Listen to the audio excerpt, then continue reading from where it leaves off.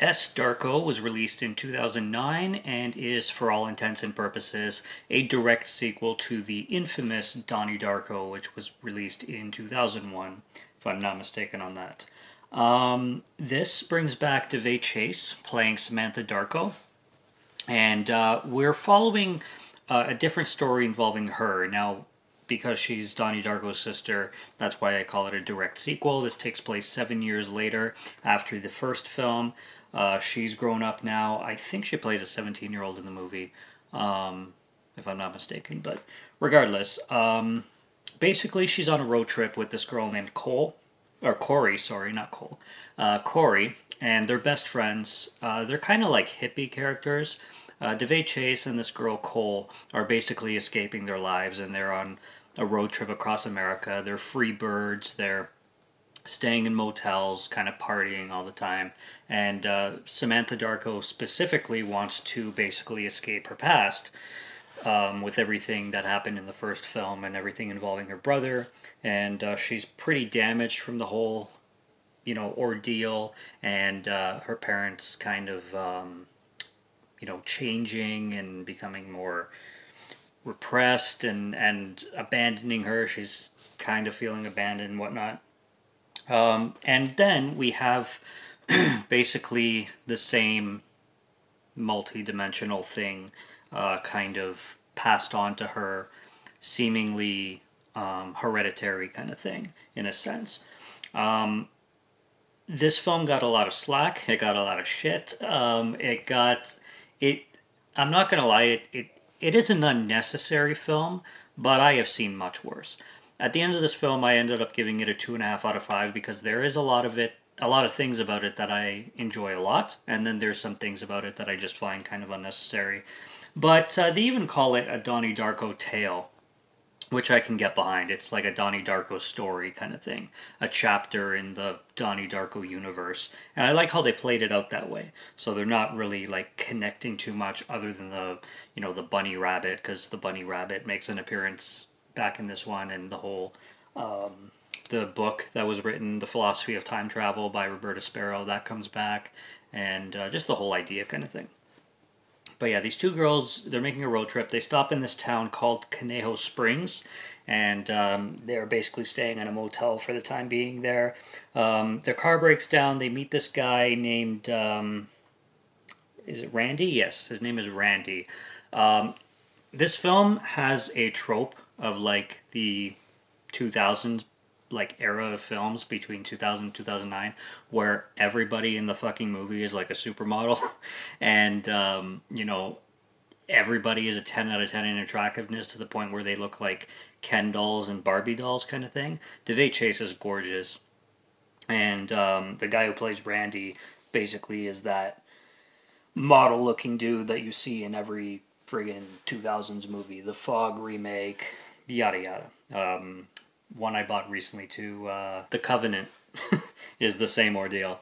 Regardless, they meet this guy. He offers to fix their car. They're all like, pretending to be bitchy. It's hilarious how they're like putting off this like hard ass style, and they're like giving him bitchy attitude and stuff like that, but you can tell clearly that they obviously have the hots for this dude, and this dude is playing like the aloof badass, and he's like a smoker and all that stuff. It's just so stereotypical, but it's funny at the same time.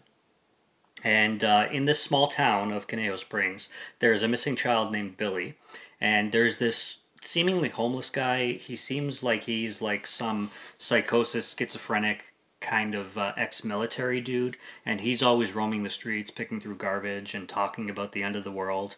In this one, it's 4 days, 17 hours, 26 minutes, 31 seconds till the end of the world. And Samantha is getting these visions to the end of the world. Now, here's one thing I like about this film that happens in the middle of the film. Samantha Darko, this is a spoiler review, so if you haven't seen the movie, go watch the movie first if you want. But in the mid of the movie, like 43 minutes in, Samantha is killed. Alright, she has a conversation with her friend, Corey, the girl who is basically sleeping with Randy at this point. And she's in Randy's car, and Samantha is walking down the street, and then they get into an argument. And while they drive off, or Corey is kicked out of the car, and then Randy drives off, and his car is smacked by another car, which seemingly comes out of nowhere.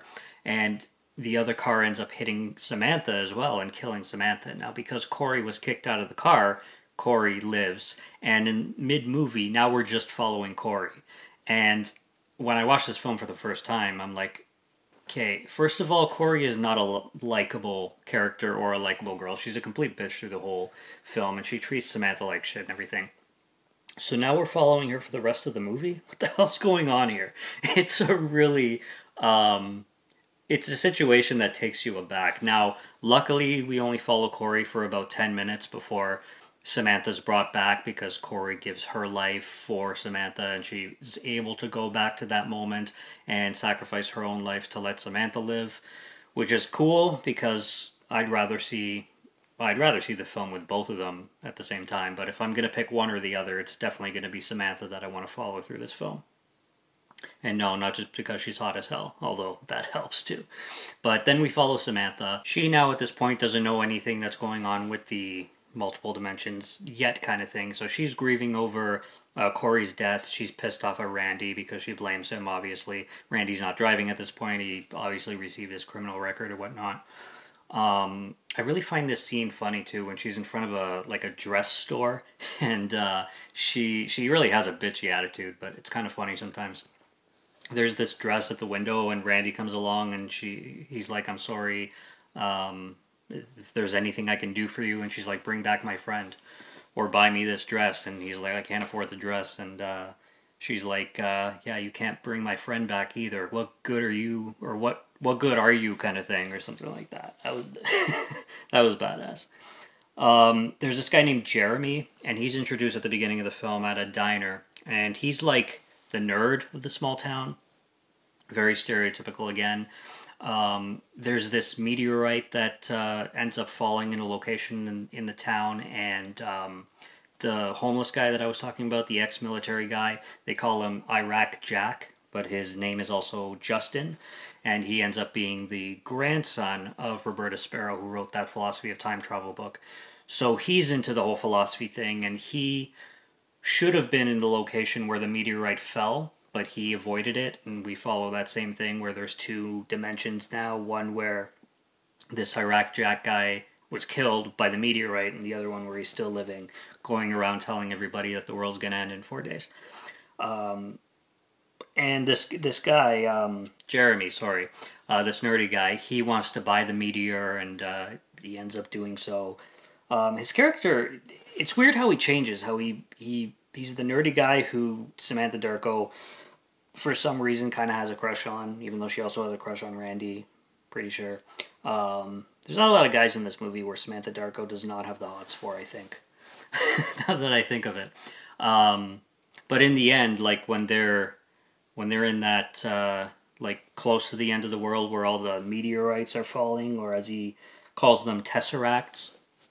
The tesseracts are falling from the sky, and then he gets all possessive on Samantha, and he starts turning into a creep, and he's like, you're just like the other girls, you're fucking cock tease, or whatever. It's like, whoa, buddy, that was like 0 to 100 in 5 seconds.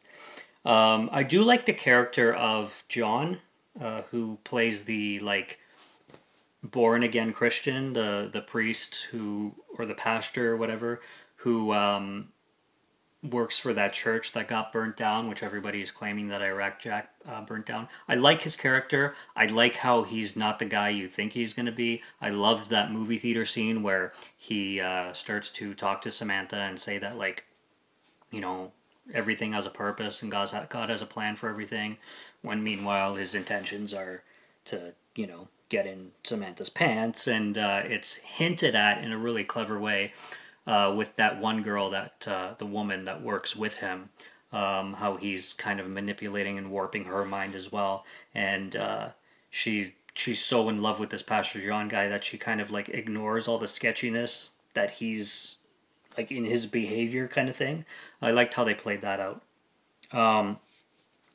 Like I said, when it comes to, like, a mind fuck, I really like that aspect of this film. I like the ideas that this film played with, and I like how they bring back the the bunny rabbit head on Iraq Jack, but it's made out of metal this time, so they kind of gave it a little bit of a twist that way.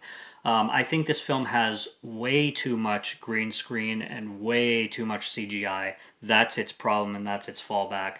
If it didn't have that much, crappy CGI and so many like stereotypical, 2000s tropes with like just like soap opera kind of themes to it and elements, I think I would like this film a lot better. It has a really great score.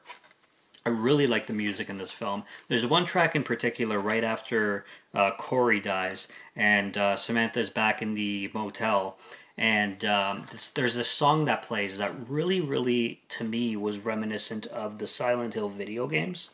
I liked how the Silent Hill video games would put really like abstract, obscure rock music, but the rock music would sound very like dreamlike and angelic in a way. There was a track in this movie that I really liked at that motel scene. And,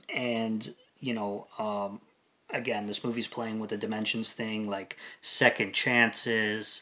Do people deserve second chances? Are they worthwhile?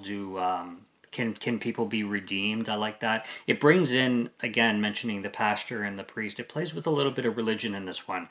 Way more than the first one did. I don't remember any religious themes going on in the first movie.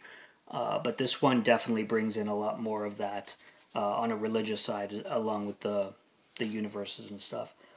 And yeah, like the biggest gripes I would have, like I said, would be like the really poor looking green screen and CGI that was really unnecessary, and just cheesy tropes. Like I said, the plot and the idea and the script writing, although by far more confusing than the first one. I think I had either only seen parts of the first movie, or I only watched the first movie, Donnie Darko, once before I watched this film. I definitely remember at least watching some of Donnie Darko before I watched this, but I remember watching Donnie Darko for the first time, or parts of it, and finding it uber confusing. And then I watched this and I checked out right away. I'm like, fuck this. I can't even... Like, this film I'm not even going to bother thinking about because it's just so much further in confusion. And since then I've watched it more, and I've always enjoyed it a little bit more every time. But fuck if I know what happens, especially after the third, like, the scene where Iraq Jack walks into the diner and he gets arrested, and they take him away, and then the woman working for the pastor comes and slaps Samantha, and she's like, this bracelet is mine. From that moment, afterwards, fuck if I know what this film means, okay?